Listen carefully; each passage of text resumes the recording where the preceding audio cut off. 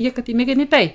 suñu paree ci Ousmane Sonko Alaaji Rawaan dañuy daal di def directement waxtaanee ci wàllu ko foncier fii ci diwaanu Sénégal sabab bi nag bokk na ci le président Bassirou Diomaye Diakhar Faye moom mi nga xamante ni dafa daal di demoon ci ab tournée économique foofee ca diwaanu ko Saint-Louis moo waral ba njiital avenir communication di Madiambal Diagne ci ay kàdduy Madiambal Diagne nag moom dafa daal di posé ti ay question ca post X bi nga xamante ne moom moo di tweet moom Madiambal Diagne ci ay kàddoom mu ngay daal di xam ne nag daal di ne CSS di compagnie sucrière sénégalaise bi nga xamante ni jamono joojee ñoom waa Mimran ñoom ñoo ko daal di jiite mu daal ne lu tollook 10 000 hectares la ñu daal di yëkkati daal di leen koy jox moom Madiambal Diagne mu daal di posé waat question daal ne kii di Babacar Ngom bu ca Ndingler suuf ya mu soxla woon 300 hectares la moo waral Madiambal Diagne daal ne ana lan moo tax ñu daal di jox kii daal di xañ kële ba xam li ñuy def ànd na ak cohérence du samay kàddu Madiambal Diagne moo ko daal di xamle Alaaji Rawaan. waaw bon Madiambal dafa poser wu ay questions bon ay questions qui ressemblent à des questions de Madiambal nag. Voilà parce que question boobu mu posé benn bu ci nekk man je suis sûr à 100% que ni effectivement xam na la réponse. Tu vois donc ce que je veux dire mooy pardon. Oui. Le message qui est en bas. Oui. Donc en fait li ma bëgg a wax rek mooy. kaawu Ndingler ak peut-être cas bi mën naa am wuute. N'est-ce pas. Donc ku ne xam na compagnie sucrière mooy ban société fii ci réew mi. ku ne xam na ni ci wàllu mbay lay liggéey boobu ba tey.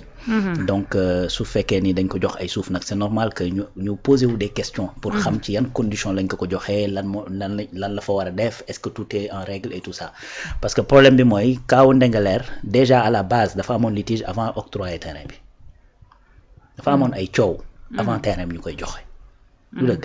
donc en plus bi nga xamante ni am na ay coow avant ñuy joxe terrain bi la nga xamante ni moom la CCOD waxoon ne moom la ñuy attribuer effectivement ci espace c'est-à-dire la mairie daf ko outrepasser dolli ci suma juumul presque 75 hectares. xaw 25 du moins parce que 275 dañ ko waroon jox ñu jox ko plus finalement 300. 300 hectares donc loolu. dafa amoon déjà ay coow à la base gis nga tey boo demee Mbane.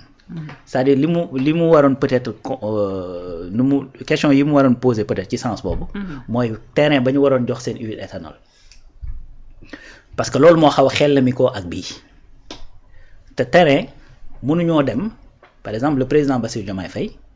terrain bu toll noonu ñu mën ko octroyer effectivement entreprise bu mel ni compagnie sucrière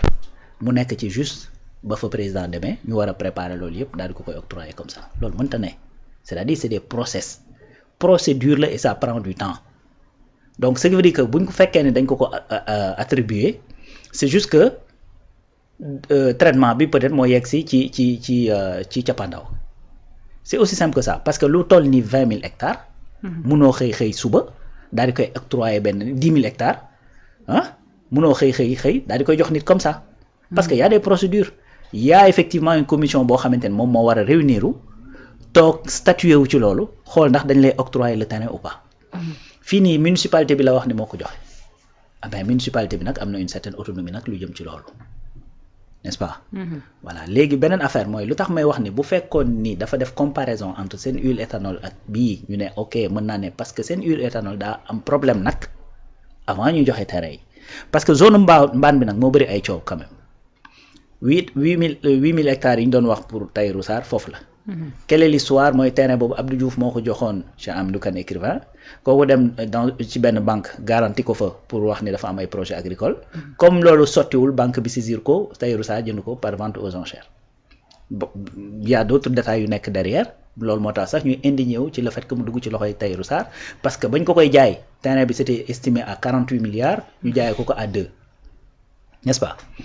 En ce même moment en 2011 dafa am benn société bu tudd seen huile éthanol bu ñëwoon pour installer wu foofu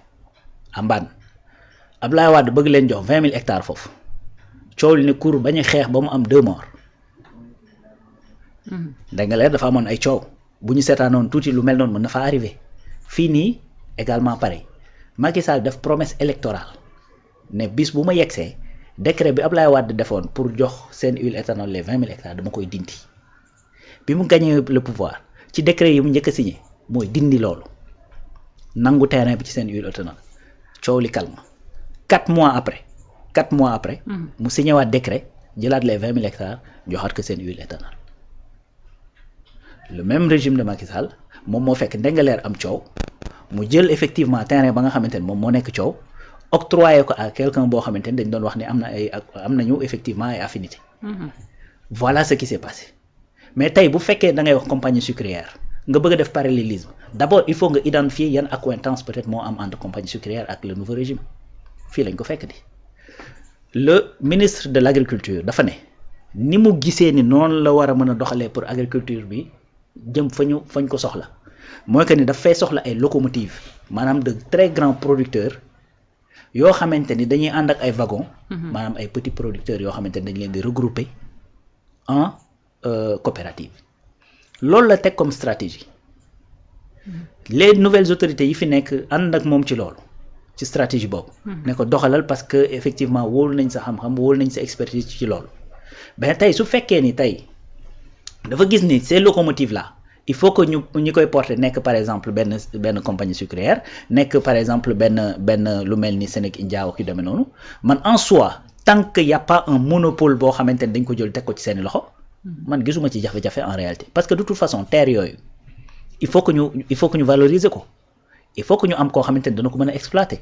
il faut que ñu am ay moyens pour mën ko exploiter léegi nag la question qu'on doit se poser mooy est-ce que dañ ko war a def au détriment des populations yi dëkk sur place c'est-à-dire dès qu'il y a effectivement dañoo léser ñi nga xamante ne dañoo dëkk sur place te waroon koo mën a exploiter là il y a un problème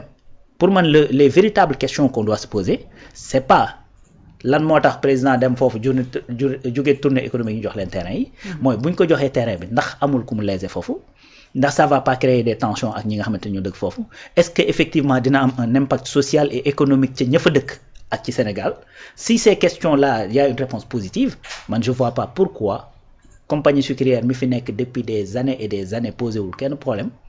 mi ngi liggéey boobu ba tey régime bu fi ñëw ànd ak moom liggéey yaa ngi dégg mu ñëw ba effectivement le régime du président Diomaye Faye ñëw mu war a nekk un boulet wala un problème wala mu war a nekk koo xamante ni bu liggéeyee ba war a def une certaine expansion bu mën a jariñ réew mi da nga koy bloquer parce que effectivement c'est une entreprise qui est là depuis très longtemps et ça appartient à un certain membres tey gis nga chef d'entreprise yi nga fiy gis lu ñu mag forcément di nga dox ba daje koo xamante ni dina am ci moom lu ko naqari bu nekkee étranger moom souvent la question se pose pourquoi étranger yi nangam et cetera mais encore une fois la question fondamentale qu'il faut se poser mooy quel est l'intérêt de ce pays là ci joxe effectivement un terrain à une entreprise bu mel ni compagnie sucrière sénégalaise n'est-ce pas donc si terrain boobu dafay permettre par exemple nga engendrer des milliers d'emplois ci ñoo xamante ni dañoo amoon problème pour par exemple rentabiliser benn lopin de terre nga fexe ba dugal leen foo xamante ni danañ wëy di am salaire di dund décemment ba pare en plus nga mën a atteindre li nga xamante ni moom ngay wax sa autosuffisance te du nekk effectivement une économie extravertie mais où est le problème où est le problème kon moom Madiambal Diagne question bi muy posé daal di ne 10 000 et quelques hectares yi nga xamante ni jox nañu leen ko au détriment de Ndingler mi nga xamante ne ni 300 hectares la Babacar Ngom soxla woon ñu daal di ko koy xañ moom Madiambal Diagne daal di ne dañ kaa daal di jox ab société bi nga xamante ne ni moom moo di Mimran xañ un sénégalais comparaison boobu muy def tey jii ni gis nga ni daray jafe-jafe amu ci jëm ci li nga xamante ni moom moo di wàllum koom-koom boo xamante ni réewum Sénégal en terme économique en termes de gain dinañ ko mën a gagner. mais loolu c'est que tey xam nga quand il y a bu problème taxawee. dafa am li ñuy tuddee ay angle de vue nit ku nekk nag fa nga taxawee ak na ngay gisee léegi angle de vue yooyu dafa am ñaari influence yu ci mën a ñëw. mooy effectivement sa ni ngay xalaatee wala sa xol n'est-ce pas. donc pourquoi sa xol c'est-à-dire tey su fekkee dafa am loo xamante ni da nga koo bëgg a prouver am koo bëgg a jàppal tànk wala nangam ce que je veux dire mooy. su fekkee da ngaa bëgg ne ñi fi nekk nii te leen di wax ne lu jub ak lu ñuy jubbanteeg ak jubal ak nangam sangam lañ fi nekkee en réalité ci illusion ngeen nekk ñoo ñi fi nekkoon ñoo fi jóge ñoo ñi fi jóge ñoo yem su fekkee ni yow analyse bi c'est-à-dire dafa dem dans le sens orienté dans le sens de prouver loolu ça devient problématique su boobaa lépp loo xamante ni dafay mën a prouver que ni yow lii niñ ko defee baaxul yow loolu ngay jéem a jël teg sur la table c'est-à-dire du nekk une analyse objective n'est-ce pas. Maintenant encore une fois pour man su ñu jëlee terrain jox ko lu mel ni compagnie sucrière sénégalaise compagnie sucrière sénégalaise du dëgg. Donc c'est une société qui est là depuis des générations ñu jël monopole du sucre jox ko loolu du régime actuel bi moo ko def. Pourquoi la question ne s'était pas posée bi nga xamante ne régime yi fi jógee ñi ngi doon effectivement di yokk doole compagnie sucrière sénégalaise di ko yokkal ay terrain parce que fa mu démarré ak terrain yi nga xamante ne moom la fi régime bi fekk bokkuñ de dafa yokku le directeur même maa ko déglu keroog bi fa président demee mu ne fi ñu njëkkoon a nekk on s'est déplacé parce que dañoo bañoon a màgg ba récupérer terrain yi nga xamante ni ñoom producteurs yi dañ nekkoon foofu te yàgg fa di produire ñu bañ leen a effectivement nërmeel ñu ne nañ déplacé wu dem beneen endroit kon xam nga ni dafa màgg. Mais bi muy màgg fekk fi régime bi comment ils ont fait pour s'étendre comment ils ont fait pour avoir le monopole du sucre pourquoi ces questions ne se sont pas posées avec par exemple le doyen Madiambal. Donc joxe terrain en soi du problème. C'est-à-dire quel est le résultat bi ñuy poursuivre ak est-ce que dinañ ko atteindre c'est ça les vraies questions qu'il faut se poser et puis est-ce que également bu ñu ko defee ba mettre ko en valeur est-ce que cette économie sera extravertie ba li nga xamante ne moo ñuy dal ci lu mel ni tey jii Orange wala lu ñuy dal par exemple ci ku mel ni tey jii Tigo parce que Tigo qu'est-ce qui s'est passé c'est vrai que l'exemple est un peu différent mais sur le principe di nga comprendre li ma wax qu'est-ce qui s'est passé voilà un Sénégalais qui est venu se positionner ci marché bi li ci xew yëpp xew ci ñu wax ne sax c'est même l'État du Sénégal moom moo dëgg tànkam pour que kooku bañ a dugg dans le marché muy Kabirou qu'est-ce qui s'est passé c'est un Français qui est venu le prendre muy Xavier Niel mu daal nekk Free mais si c'était le Sénégalais qui était à la place de Xavier Niel mais bu dee fukki dërëm sax la Xavier Niel di yóbbu France day des fii ci réew mi donc pour man voilà les questions yi nga xamante ne moom la ñu war a poser parce que également on appelle à une souveraineté. Est-ce que donner des 1000 hectares 10 000 hectares à Mimran est-ce que dafay def entorse à notre souveraineté ou pas est-ce que effectivement il a les capacités pour rentabiliser ko ou pas en plus de tout ça est-ce que du créer un tort effectivement aux petits producteurs yi nga xamante ne dañu nekk dans la zone parce que est-ce qu'il faut faire nourrir un grand et faire mourir les petits donc su fekkee ni loolu la effectivement question de morale sax dafay poser wu. Pour moi, voilà les vrais enjeux et les vraies questions qu'il faut se poser et les vraies réponses qu'il faut aller chercher. Mais pas non, bañal nañ ko Sénégal bi jox nañ ko Mimran parce que Mimran aussi mi ngi bëgg a yàgg ci réew mi nag quand même. Mi ngi fiy bëgg a yàgg, n'est-ce pas? Donc pour moi ça c'est pas les vraies questions qu'il faut se poser. C'est des questions yoo xamante ne dañ koy mettre sur la table généralement pour créer effectivement de la zizanie. yaa ngi ko doon wax lu yàggul dara ak li nga xamante ne ni moom moo di concurrence bi ñeel ci li nga xamante ne moom moo di njëgu sucre gi boobaak léegi compagnie sénégalaise sucrière la ñuy daal di gis muy CSS bi nga xamante ne moom moo fi daal di nekk ku ko wax Mimran lan moo tax état du Sénégal mënta envisager yeneen i compagnie yoo xamante ne dinañ fi daal di dugg jëm ci li nga xamante ne moom moo di production sucre boobu. non man sax dama gëmul ni yeneen compagnie dañ fi war a dugg peut-être dañoo war a gis un Sénégalais boo xamante ni am na les capacités de chercher peut-être du partenariat wala am na les moyens financiers qu'il faut pour mën a investir dans ce secteur mu investir dans ce secteur au moins ñu am deux gros bras yoo xamante ni dañuy nekk ci secteur bi di produire ñoom ñu concurrence seen biir bu ko defee le consommateur sénégalais mën koo yëkk parce que tamit mënoo am société bu toll ni compagnie sucrière sénégalaise mu nekk fii nga jox ko plus de terrain mu war ko valoriser nga dem indil ko concurrent extérieur par exemple un chinois wala un européen mu ñëw war a concurrence ak moom kooku lu mu gagné yóbbu Europe wala mu yóbbu ko Chine est-ce que yaa ngi dégg casser prix bi également indil ko ay jafe-jafe pour man loolu c'est pas de l'intelligence économique li nga mën a def mooy il faut de la concurrence pour que consommateurs yi mën di sentir ne prix yi ngi wàcc parce que dinañ ko jéem a concurrence ak pour proposer ko de la qualité peut-être à moindre coût mais loolu pour le faire c'est-à-dire s'il y a pas effectivement des entreprises locales yoo xamante ne mën nañ dugg ci brèche boobu pour mën ko exploiter pour man y a pas besoin parce que sinon li ngay defaat mooy que ni c'est un banc benn partie de ta souveraineté ngay jël joxewaat ko rek te yow li ngay poursuivre mooy moom sa bopp donc l'idée pour man c'est pas ngay dem di importer ci suukar di indi c'est pas ngay dem jël société étrangère indi ko fii pour que mu mën a investir dans ce domaine c'est-à-dire il faut par exemple trouver ñi nga xamante ne dañoo nekk fii ci réew mi te nga xamante ne am nañ la possibilité c'est-à-dire dès l'instant nga ouvrir doon le marché tu verrais que y a des industriels fii ci réew mi mën nañoo boole 1-2 seen doole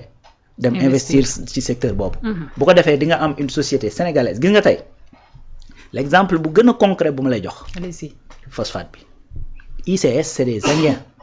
ñoo ko jënd ñoo ko moom ñooy produire ñooy extraire foofu yóbbu dem transformer ji indiwaat n'est-ce pas. Pourtant en ce même moment l'État du Sénégal est en train de mettre en place des mécanismes pour créer usine de phosphate à Matam plus une école une académie boo xamante ni dafay former xale yi foofu pour que ñuy mën a rester dans le terroir éviter exode bi ba pare mën a liggéey ci métier yooyu. Voilà un exemple très concret. nga xamante ni ce sera des entrepreneurs yoo xamante ni sénégalais ñoom ñooy jël investir ci loolu